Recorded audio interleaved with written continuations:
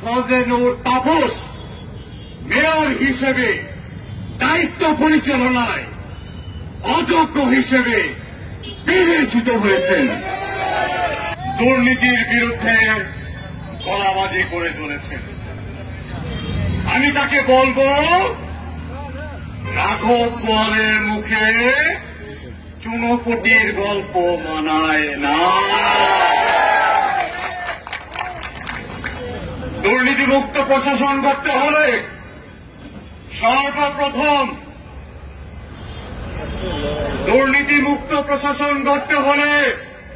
সর্বপ্রথম নিজেকে দুর্নীতিমুক্ত করুন, তারপর চুনোপুটিদের দিকে দৃষ্টি দেবেন। আমি পরিষ্কার ভাষায় বলতে চাই, আজকে এখানে আমার সাংবাদিক ভাইরা রয়েছে, হাজার হাজার জনতা রয়েছে।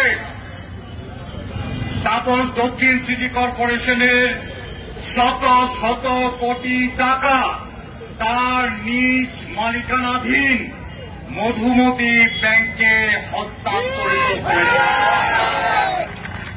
মেয়র তাপস ওই দক্ষিণ সিটি কর্পোরেশনের শত শত কোটি টাকা তার নিজ মালিকানাধীন মধুমতি ব্যাংকে হস্তান্তরিত করেছেন। তাপস দক্ষিণ সিটি কর্পোরেশনের এই শত শত কোটি টাকা বিভিন্ন ব্যক্তি এবং বিভিন্ন প্রতিষ্ঠানে বিনিয়োগের মাধ্যমে কোটি কোটি টাকা লাভ করেছেন এবং লাভ করছেন। অপরদিকে অর্থের অভাবে এই দক্ষিণ সিটি কর্পোরেশনের গরিব কর্মচারীরা আজকে মাসের পর মাস বেতন পাচ্ছে না।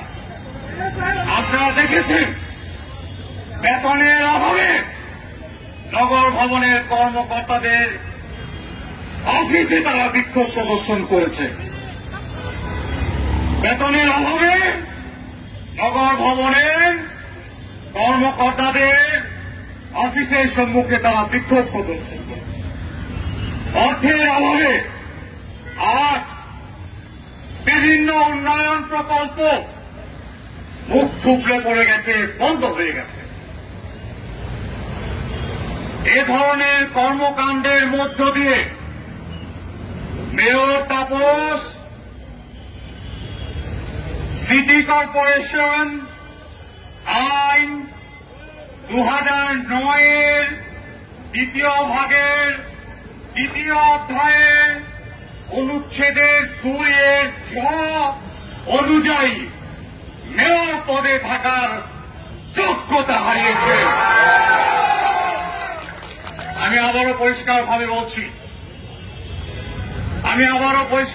বলছি, আমার ভাইয়েরা,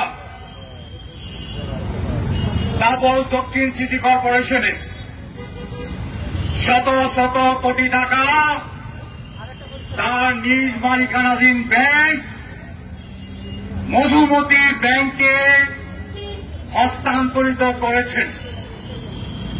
এই টাকা তিনি বিভিন্ন ব্যক্তি এবং প্রতিষ্ঠানের বিনিয়োগের মাধ্যমে কোটি টাকা লাভ করেছেন এবং কোটি টাকা লাভ করছেন।